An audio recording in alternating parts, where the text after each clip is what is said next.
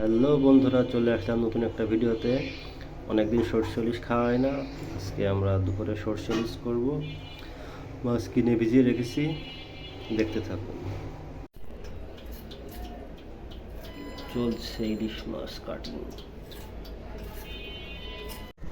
চলছে সর্ষে বাটা সর্ষে ইলিশের। সেই সর্ষে ইলিশের জন্য সর্ষে আমাদের বাটা হয়ে গেছে।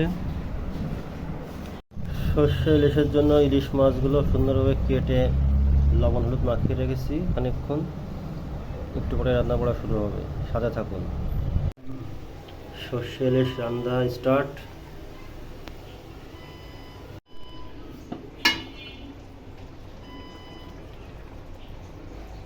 চলছে সর্ষে ইলিশ